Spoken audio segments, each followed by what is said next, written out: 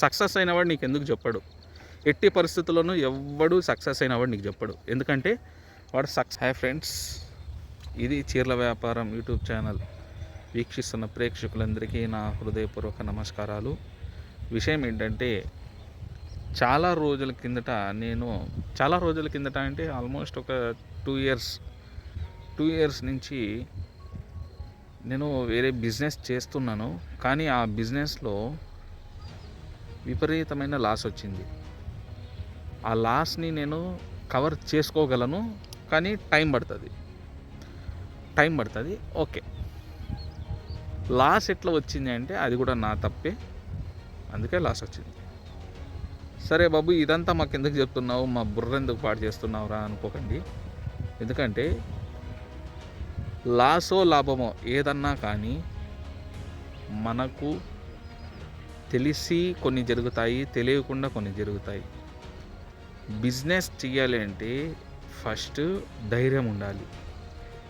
భయపడుతున్న ఈ ఎంతోమంది బిజినెస్కి రావాలా వద్దా అని భయపడుతున్న వ్యక్తులందరికీ నా ఒక్క విన్నపం ఏంటంటే, మీరు ఎవరో ఇచ్చే శాలరీ కోసం నెలంతా ధైర్యంగా పనిచేస్తారు.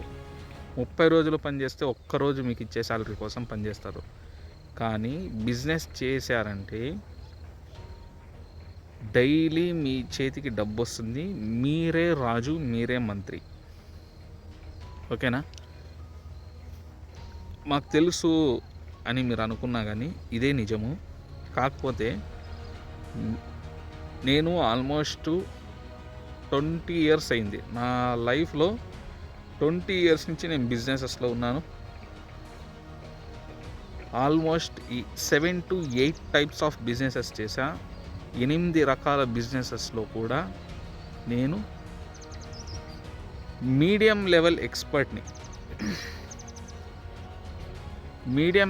ఎక్స్పర్ట్ని అంటే నాకున్న ఎక్స్పీరియన్సెస్తో వేరే వాళ్ళు నేను ఇచ్చిన కొన్ని టిప్స్, ట్రిక్స్, సజెషన్స్తో వాళ్ళు సమ్ క్రోర్స్ మనీ ఎర్న్ చేశారు. ఎలా ఎర్న్ చేశారు అంటే, ఫస్ట్ వాళ్లకు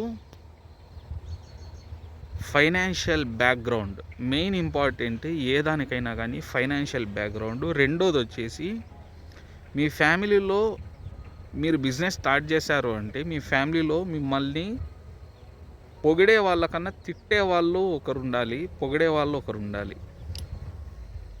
పొగిడే వాళ్ళు తక్కువ ఉండాలి, తిట్టే వాళ్ళు ఎక్కువ ఉండాలి.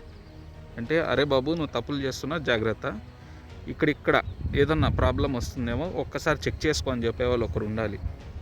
ప్లస్ ఆ బిజినెస్ మీద బేసిక్ క్లారిఫికేషన్స్ మాట్లాడుకునేదానికి మీకు ఒక అసైన్మెంట్ లాంటి ఒక ఫ్రెండ్ ఉండాలి. ఫ్రెండ్ కావచ్చు, ఇంకో ఎంప్లాయీ కావచ్చు, ఎవరన్నా కావచ్చు. ఆ సబ్జెక్ట్ గురించి మాట్లాడుకోవాలి. రేపు ఇట్లా చేస్తే ఇట్లా అవుతుంది, ఇట్లా చేస్తే మనం దెబ్బ పడతాము, మనం జాగ్రత్తగా ఉండాలంటే ఏం చేయాలి, జాగ్రత్తగా ఉండాలంటే ఈరోజు ఏం చేయాలి, నిన్న ఏం చేసినాము, ఈరోజు ఏం చేయాలి, రేపు ఏం చేయాలి, మర్నాడు ఏం చేయాలి. ఈ సమస్య పూర్తిగా రాకుండా ఉండాలంటే మనం ఏం ప్యాటర్న్ ఫిక్స్ చేసుకోవాలి, వీటన్నిటి గురించి ఒక బేసిక్ నాలెడ్జ్ ఇచ్చే వాళ్ళైనా మీ దగ్గర ఉండాలి. లేదంటే మీరు ఎక్స్పీరియన్స్ బేస్డ్ నేను తెచ్చుకుంటాను అంటే మీకు చేతులు కాలుతాయి. ఫస్ట్ చెప్పేది ఏంటంటే, మీకు చేతులు కాలుతాయి. మీరు స్వతహాగా కొన్ని చేస్తాను అంటే చేతులు కాలుతాయి. చేతులు కాలినాక ఆకులు పట్టుకుంటానంటే అది మీ సొంత అభిప్రాయం. నాకు ఈత రాదు, నేను సముద్రంలోకి దుమ్ముతానంటే అది నీ ధైర్యము, నీకున్న కరేజ్.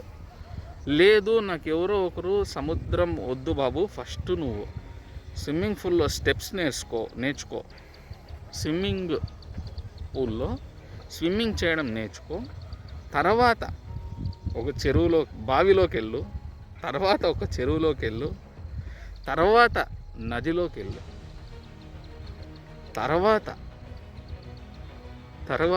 సముద్రంలోకి వెళ్ళు. అర్థమైందా?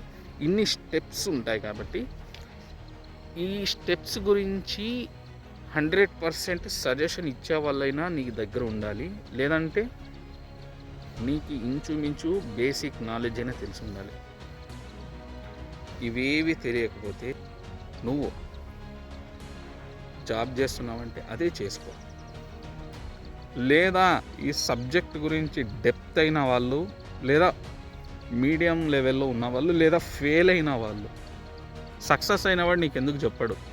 ఎట్టి పరిస్థితుల్లోనూ ఎవ్వడు సక్సెస్ అయినవాడు నీకు చెప్పడు. ఎందుకంటే వాడు సక్సెస్ అయిన ఎంజాయ్ మూమెంట్లో వాడి వైబ్స్ వేరే ఉంటాయి. వైబ్స్ అంటే వాడి ఆశలు వేరే ఉంటాయి.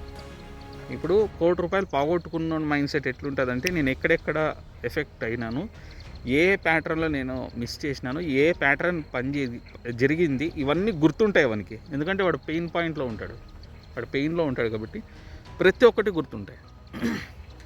సక్సెస్ అయినానికి అస్సలు గుర్తుండదు. నేను కూడా అంతే. నేను ఆల్మోస్ట్ 7 to 8 బిజినెసెస్ చేశా. 8 బిజినెసెస్లో రీసెంట్గా ఒక బిజినెస్లో నేను పెద్ద అమౌంట్ పోగొట్టుకున్నా. నేను బిజినెస్లే చేశా, డబ్బులాట ఆడలే, ఎక్కడ నేను జూదం ఆడలే, ఎక్కడ నేను వేరే మూడో పనులు చేయలేదు, బిజినెస్సే చేశా. నాకు బిజినెస్ ఎక్స్పీరియన్సెసే ఉంది.